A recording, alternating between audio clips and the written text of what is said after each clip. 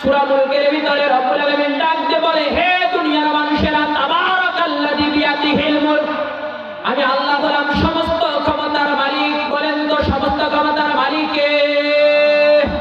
আমার রব্বুল আলামিন ডাক দিয়ে বলে, হে দুনিয়ার মানুষেরা, তোমাদের যেখান থেকে ক্ষমতা শেষ হয়ে যায় সেইখান থেকে আমি রবের ক্ষমতা শুরু হয়ে যায়। বলেন আল্লাহু আকবার। আমার ভাইরা, এই জন্য রব্বুল আলামিন বলে, হে দুনিয়ার মানুষেরা, তাবারাকাল্লাযী বিয়াদিহিল মুলক, আমি হলাম সমস্ত ক্ষমতার মালিক। বান্দারে, আমি কেমন ক্ষমতার মালিক? বান্দারে, একটা বারের জন্য গভীর কান লাগাও বান্দারে, আমি আল্লাহ এমন রব, আমি তোমার এমন স্রষ্টা, এমন তোমাদের জন্য দ্রষ্টা। আমি রব্বুল আলামিন মাতৃগর্ভ থেকে আমি জীবিত বাইর করতে পারি, মরাও বাইর করতে পারি। আমি রব্বুল আলামিন এমন রব, আমি আবার প্রতিবন্ধী মানুষের গর্ভ থেকে সচল মানুষ বাইর করতে পারি। বলেন আল্লাহু আকবার। রব্বুল আলামিন বলে, বান্দারে, শুধুমাত্র তাই নয়, আমি মৃত্যুকে জীবিত করতে পারি, আবার জীবিতকে মৃত্যু করতে পারি। এই জন্য তো রব্বুল আলামিন বলেন, হে দুনিয়ার মানুষেরা, যেখান থেকে তোমার ক্ষমতা শেষ হয়ে যায় সেইখান থেকে আমি রবের ক্ষমতা শুরু হয়ে যায়। আর রব্বুল আলামিন বলে, হে দুনিয়ার মানুষেরা, আমার চাইতে এই পৃথিবীর জমিন, আসমান এবং জমিনের মধ্যে আমার চাইতে কেউ শক্তিধর আপনার কেউ নেই। জোরে বলেন আল্লাহু আকবার। এই জন্য তো রব্বুল আলামিন বলে, তাবারাকাল্লাযী বিয়াদিহিল মুলক ওয়া হুয়া আলা কুল্লি শাইইন কাদির। আমার ভাইয়েরা, দ্বিতীয় নম্বরে বলেন, হে দুনিয়ার মানুষেরা, আমি আল্লাহ বলে দিচ্ছি, আল্লাযী খালাকাল মাউতা ওয়াল হায়া লিয়াবলুয়াকুম আইয়ুকুম আহসানু আমালা। হে দুনিয়ার মানুষেরা, আল্লাযী খালাকাল মাউতা, আমি আল্লাহ সৃষ্টি করলাম আগে মরণ, আর মরণের মাধ্যমে তোমার জন্য যেটা পরকালের জীবন শুরু হয়ে যাবে, হে দুনিয়ার মানুষেরা, সেটাই হলো তোমার জন্য আসল জীবন। বলেন আল্লাহু আকবার। আমার ভাইয়েরা, জীবন আগে না মরণ আগে? আমার বন্ধুগণ, আমরা জানি যে জীবন নিয়ে আমরা বেঁচে আছি এই জীবনটা মনে হয় জীবন। ও বন্ধুগণ, না না না, পবিত্র কোরআনে কারীমের মধ্যে আমার আল্লাহ বলে দিয়েছেন, এটার নাম কখনো জীবন নয়, এটার নাম হলো মরণ। আল্লাযী খালাকাল মাউতা, আমি আল্লাহকে সৃষ্টি করলাম মরণ, আর মরণের মাধ্যমে হাসর মিজান খুলছে না খুলে যে জীবনটা তোমার জন্য শুরু হয়ে যাবে, ও বান্দারে, সেটাই হলো তোমার জন্য আসল জীবন। বলেন আল্লাহু আকবার। আমার ভাইয়েরা, এই পরকালীন জীবনটাকে সফল করার জন্য, এই পরকালীন জীবনকে সফলতা করার জন্য, এই পরকালের জীবনকে জান্নাতি জীবন করার জন্য, এই পরকালীন জীবনটাকে সুখময় করার জন্য আজকে এই সোনার যুবকরা এই মাহফিলের ব্যবস্থা করেছে। কথা বলেন ঠিক না বেডি?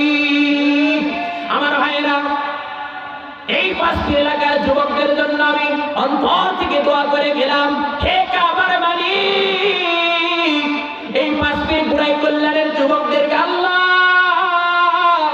তুমি কোরআনের জন্য কবুল করে নাও। ও কাবার মালিক, শুধুমাত্র তাই নয়, এই পাঁচটি বুড়াই কল্যাণের যুবকদের জন্য আল্লাহ আমি দোয়া করে দিলাম, এই যুবকদেরকে আপনি আব্দুল্লাহ ইবনে মাসউদের মতন কবুল করে নেন। ও রব্বুল আলামিন, এই যুবকরা এত খাটাখাটনি করার পরে, এত কষ্ট করে, ও রব্বুল আলামিন, শুধুমাত্র তোমার বান্দা তোমার বান্দীদেরকে কিছু কোরআনের কথা শোনার জন্য ও রব্বুল আলামিন এই বন্ধু ব্যবস্থা করে দিয়েছে। ও কাবার মালিক, এই যুবকদের জন্য আমি একজন যুবক হয়ে দোয়া করে দিলাম, আল্লাহ গো, যিনি কিয়ামতের মাঠটা কায়েম হবে, এই যুবকদের কোনো আমল থাক আর না থাক, ও কাবার মালিক, এই মাহফিলদের উছিলা করে কাবার মালিক রে, ও কাবার মালিক, লাউহে কলমের মালিক, এই মাহফিলদের উছিলা করে আজকের যে যুবক ভাইগুলো এই যে মাহফিলের বন্ধ ব্যবস্থা করে দিল, আল্লাহ তাদেরকে বিনা হিসাবে আপনি মাফ করে দেন। বলেন না আমিন। খারাপ লাগতেছে? আমার ভাইয়েরা, আমার আলোচনাটা ওই রকম ছিল না। আমি বলতেছিলাম কি, এই যে আমরা আল্লাযী খালাকাল মাউতা ওয়াল হায়া, এমন একটা আমরা জীবন পাবো, পরকালের জীবন। আমার ভাইয়েরা, ও ভাইয়েরা, আপনি আমি যে পরকালের জীবনের মধ্যে যাব, জীবনে যাওয়ার পরে আমার ভাইয়েরা, পরকালে যে আমরা চলে যাব, পরকালের প্রথম মঞ্জিল যেটা, সেটার নাম হলো কবর। কথা বলেন ঠিক না বেডি? এ ভাইয়েরা, আপনি যদি পরকালের জীবনের মধ্যে যদি আপনি যদি কবরে যদি আপনি ছাড়া পেয়ে যান, আপনার জন্য হাসর মিজান ফুলসিরাত আপনার জন্য সহজ হয়ে যাবে। বলেন আল্লাহু আকবার। আমার ভাইয়েরা, আপনি যদি কবরে ধরা পড়ে যান, আপনার জন্য অবস্থা খুব খারাপ আছে।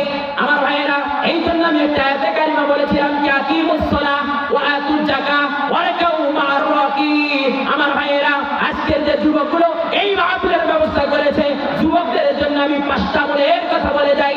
হে যুবক, তোমরা যদি সঠিক সময় নামাজ পড়ো, ও যুবক তোমরা যদি মুখের দাড়ি রাখো, ও যুবক তোমরা যদি টাকনুর উপরে কাপড় পরো, ও যুবক তোমরা যদি সৎ কাজের আদেশ করো আর অসৎ কাজের যদি নিষেধ করো, ও যুবক আল্লাহর কসম করে বলে গেলাম যুবক রে, তোমাদেরকে আব্দুল্লাহ ইবনে মাসউদের সাথে আবার আল্লাহ জান্নাত দিয়া দিবে। আমার ভাইয়েরা রে, হযরত ওমর রাদিয়াল্লাহু তাআলা যখন মৃত্যুবরণ করবেন, এক আবু লুলু নামক এক ঘাতক এসে তাকে আক্রমণ করেছে। হযরত ওমর ফারুক রাদিয়াল্লাহু তাআলা যখন মারা যায়, এমন অবস্থায় তার কাছে ডাক্তার আনা হলো। আমার ভাইয়েরা, তার কাছে ডাক্তার আনা হলো। হযরত আমার ভাইয়েরা গভীর কাল লাগা ওমর ফারুককে আবু লুলু নামক একজন ঘাতক এসে তাকে পেটে ছুরি আঘাত করেছে। এবারে ওমর ফারুক যখন মারা যায়, তার কাছে ডাক্তার আনা হলো। আমার ভাইয়েরা দেখেন, মরার 1 সেকেন্ড আগ পর্যন্ত হযরত ওমর দ্বীনের দাওয়াত পৌঁছাইছে। বলেন আল্লাহু আকবার। এবার আবু লুলু নামক এক ঘাতক এসে হযরত ওমরের কাছে তরবারি আঘাত দিয়ে পেটটা ফুটে করে দিয়েছে। হযরত ওমর মৃত্যুর করে ঝুলাচ্ছে। এবারে তার কাছে একজন ডাক্তার চলে আসছে। আসার পরে যখন ডাক্তার থিউরি দিয়ে দেখছে এই ওমরকে আর বাঁচানো যাচ্ছে না, এবার ওমরকে বলেছে আর তোমাকে বাঁচানো যাবে না, আমার চিকিৎসার থিউরি এখানে হয়ে গিয়েছে, আর চিকিৎসা করে তোমাকে বাঁচানো যাবে না। এবার ওমরের সন্তানকে যখন এই কথা বলে দেওয়া হলো, এবারে হযরত ওমর উনি মুস্কি মুস্কি হাসে। এবারে ডাক্তার বলে আমিরুল মুমিনিন ওমর রে, মানুষ তো কোনো মৃত্যুর সন্ধ্যায় মানুষ হাসে না, মানুষ তো কাঁদে। হযরত ওমর বলে ডাক্তার রে, আমাকে তুমি বাঁচাবা কি করে, আমাকে চিকিৎসা করে তুমি করবা কি? আমি ওমর আমার এই নাকের মধ্যে আমি তো জান্নাতের ঘ্রাণ পাইতেছি। বলেন আল্লাহু আকবার। হযরত ওমর বলে ডাক্তার রে, আমি তোমাকে একটা শেষ একটা দাওয়াতি কাজ তোমার কাছে পৌঁছে দিয়ে যাই। আমি ওমর তো মারা যাব, আমি ওমর মারা যাব, তবে তোমাকে বলে দিচ্ছি রে, আমি এখন মারা যাব, আমি জান্নাতে, আমি এখন আল্লাহর সন্নিকটে চলে যাব। আমি ওমর, ও ডাক্তার রে, তোমাকে একটা দাওয়াতি কাজ পৌঁছে দিয়ে যাই। ও ডাক্তার রে, আমি নজর করে দেখতে পারতেছি তোমার পরনের কাপড়টা, তোমার পরনের পায়জামাটা টাকনুর নিচের মধ্যে চলে গিয়েছে। হে ডাক্তার, তুমি এই টাকনুর উপরে কাপড়টা তুমি পরো। বলেন আল্লাহু আকবার। আমার ভাইয়েরা, হযরত ওমর মারা যায়। হযরত ওমরের কাছে যে ডাক্তার চলে আসছিল, ওই ডাক্তারকে পর্যন্ত হযরত ওমর মরণের আগ থেকে আগ পর্যন্ত ওই ডাক্তারকে টাকনুর উপরে কাপড় পরার দাওয়াত পৌঁছিয়ে দিয়েছেন। বলেন আল্লাহু আকবার। আমি বলতে চাই, হে যুবকেরা, হে উপস্থিত শ্রোতা মণ্ডলীরা, এতটুকু আমি কথা একটা বলে দিতে চাই। আজকে যেমন সোনার যুবকরা দেখেন কত সুন্দর মাহফিলের ব্যবস্থা করেছে, এরকম করে যদি নামাজের পিছনে শ্রম দিত, আল্লাহর কসম এই সোনার বাংলা হয়ে যেত। কথা বলেন ঠিক না বেটি? আমি বলতে চাই, এই সংসদে যদি কোরআনের রাজ কায়েম হয়ে যায়, এই সোনার যুবকরা যে লোকগুলোকে নামাজ পড়বে না, যে লোক মসজিদমুখী হবে না, আমার বিশ্বাস কোরআনের রাজ কায়েম হলে তাদেরকে ধরে ধরে মসজিদমুখী করানো হবে। আর নামাজ না পড়লে পাশার মধ্যে 50টা বাড়ি পিটানি দেওয়া হবে। এই রাজ কায়েম আমার মনটা বলে সংসদে পাশ হবে। কথা বলে ঠিক না বেটি?